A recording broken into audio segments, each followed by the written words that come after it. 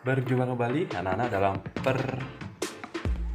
atau pembahasan matematika, dan kali ini kita lanjutkan mengenai perbandingan, yaitu perbandingan berbalik nilai.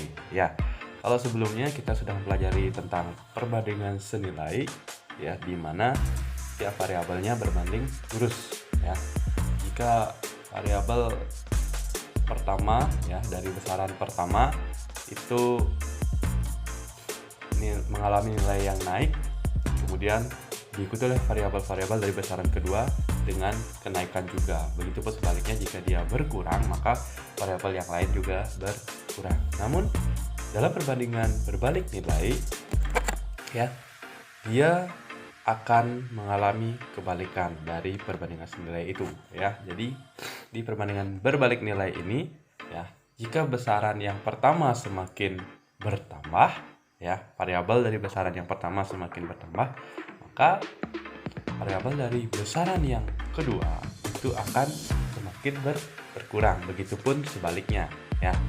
Perbandingan berbalik nilai adalah perbandingan antara dua besaran di mana suatu variabel bertambah maka variabel yang lainnya berkurang, atau sebaliknya, ya. Jadi jika besarannya yang berkurang di variabel pertama, maka variabel kedua di besaran kedua, ya, maksudnya, ya, maka variabelnya itu akan semakin naik, ya.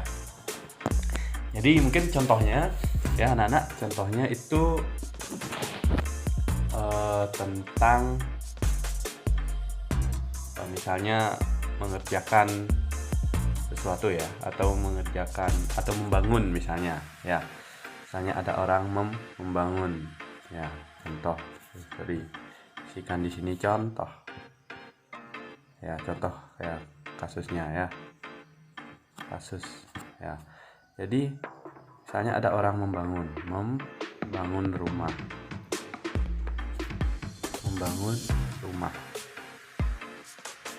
Nah, dan membangun rumah pasti diperlukan adanya orang untuk bekerja, ya, pekerja.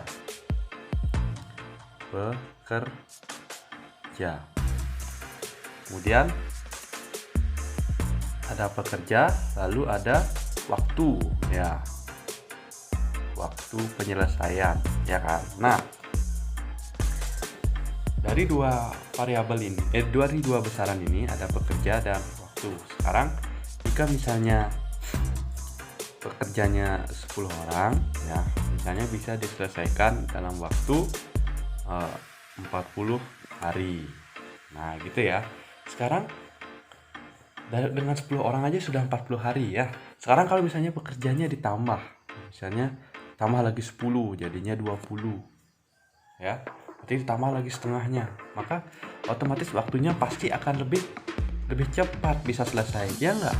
Begitu kan logikanya, kan? Kalau pekerjaan ditambah berarti kan waktu penyelesaiannya lebih cepat, maka di sini bisa diselesaikan dalam waktu 20 hari juga, ya. Begitupun sebaliknya, anak-anak. Nah, misalnya pekerjanya berkurang, misalnya hanya 5, ya kan, hanya 5 misalnya pekerjanya, maka waktunya yang untuk menyelesaikan, ya, otomatis juga pasti akan semakin lama, ya, semakin lama dia semakin banyak kalau cuma 5 orang, kan gitu, ya. Nah, kalau kita gambarkan hubungan ini dalam grafik, ya kan, grafik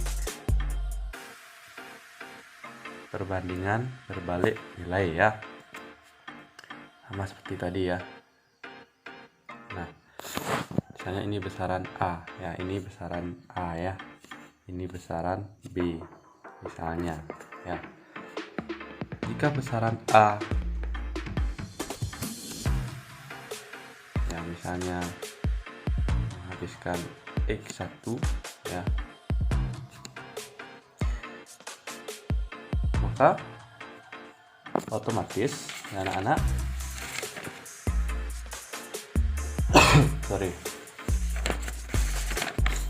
maka di sini akan menjadi gimana?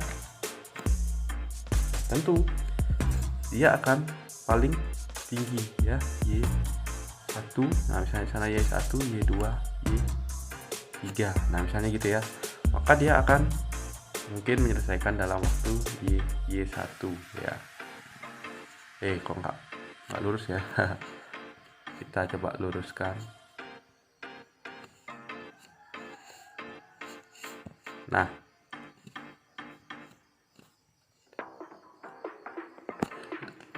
itu dia penyelesaiannya. Tapi kalau dia menyelesaikan dengan lebih banyak ya, lebih banyak di sini, maka dia akan lebih singkat selesainya, kan gitu ya. Dan lebih banyak lagi ya, lebih singkat lagi ya kan. Nah, jadi grafik dari perbandingan berbalik nilai itu adalah berupa ya parabola ya, menurun kayak gitu ya. Nah, seperti itu dia kalau kita tarik garis grafiknya ya. Nah, dari perbandingan ini bisa kita rumuskan ya, sebagai berikut ya anak. Nah, misalnya ada dua ya, besaran A dan besaran B gitu ya. Di sini X1 bisa menempuh Y1, X2 bisa menempuh Y2 ya, sehingga bisa kita rumuskan persamaannya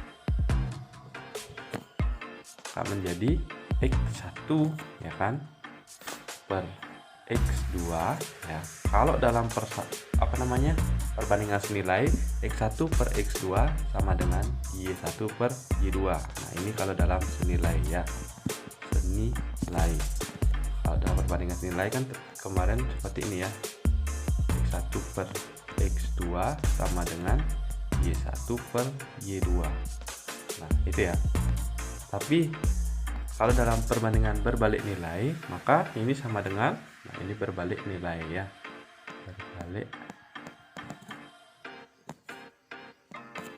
nilai. Maka ini yang berbalik anak-anak. Nah, maka di sini menjadi Y2 per Y1. Nah, itu ya. Nah, itu dia yang bisa kita gunakan rumusnya nanti. Nah, tetap kali silang. Oke. Nah, supaya lebih memahami, coba kita selesaikan sebuah kasus. Nah, ini dia. Nabila mempunyai dua wadah air berbentuk tabung. Wadah pertama mempunyai luas alas 8 cm. Kemudian sedangkan wadah yang kedua ya memiliki diameter atau luas alas 10 cm persegi. Oke. Sejumlah air dimasukkan ke dalam wadah pertama. Ketinggian permukaan air dalam wadah pertama itu adalah 15 cm. Jika air dari wadah pertama dimasukkan ke dalam wadah kedua, ketinggian air dalam wadah kedua adalah berapa cm. Jadi ada pilihannya. Nah, di sini yang perlu kalian perhatikan soalnya adalah airnya tidak ditambah. Berarti volume airnya itu adalah sama ketika dimasukkan ke wadah pertama dan kemudian dimasukkan lagi ke wadah yang kedua ya. Jadi volume airnya sama atau jumlah banyak airnya itu sama ya.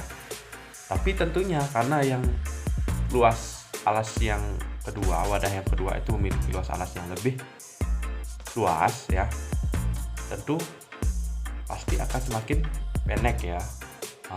Ketinggian airnya akan semakin pendek, sudah pasti ya. Jadi ini dia menggunakan prinsip perbandingan berbalik nilai dia. Oke. Nah, maka berapakah ya? Tidak mungkin lebih dari 15 cm. Nah, kita analisis lagi yang diketahui.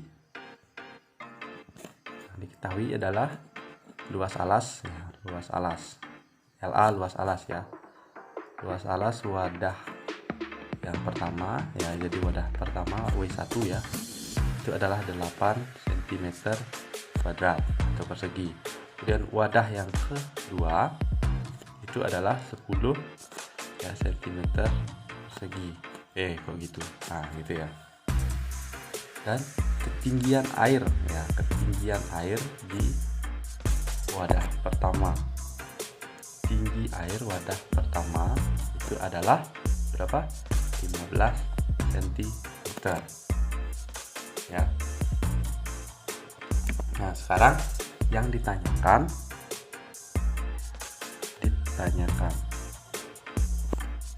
itu adalah tinggi air wadah yang kedua berapa. Tentu dengan volume air yang sama. Ingat, volume airnya sama ya. Nah, soalnya kalau dia volume airnya berbeda ya beda lagi, karena kan mungkin diperbanyak atau dikurangi, maka tidak bisa menggunakan prinsip ini ya. Sehingga jawab bisa kita buatkan dulu. Nah, biar lebih gampang kalian melihatnya grafiknya ya. Nah, besaran yang pertama adalah wadahnya ya, wadahnya. Besaran yang kedua adalah tinggi air, TA, tinggi air ya. Dan wadah yang pertama itu luas alasnya adalah 8. Ketika luas alasnya 8, tinggi airnya adalah 15 cm. Kemudian wadah yang kedua adalah 10. Maka tinggi air wadah yang kedua berapa? Ya, tentunya kita anggap dulu sebagai X. Kita misalkan dia X karena belum diketahui. Nah, maka sekarang kita akan cari ya. Berarti X1 per X2 sama dengan Y2 per Y1. Berarti 8 per 10 sama dengan X per 15. Oke, di halaman berikutnya ya. Coba kita gambarkan ulang grafiknya biar kalian ingat. Ada tabelnya ya. Nah, ini wadahnya, ini tinggi airnya ya. Wadahnya 8 cm, tinggi airnya adalah 15 gitu ya. Ke wadahnya 10 maka belum tahu. Ya, sorry. Ya. Nah, sehingga sekarang kita tuliskan, berarti 8 per 10 sama dengan berapa? 50.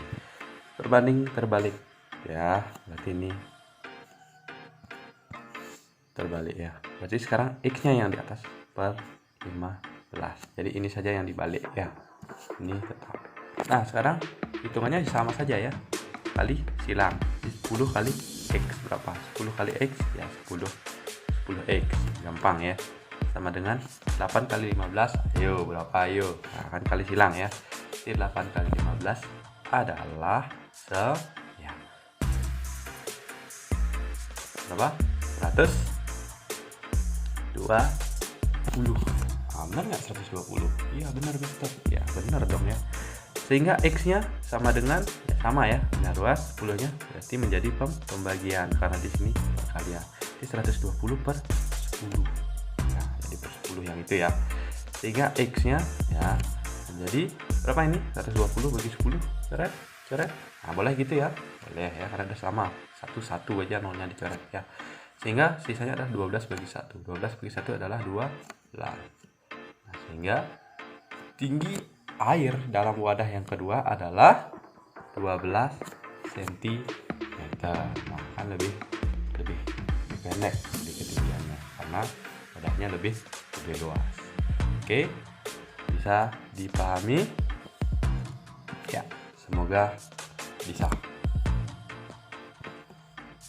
Oke, demikian untuk video perbandingan berbalik nilai. Silahkan kalian simak kembali. Dan sampai jumpa di video berikutnya.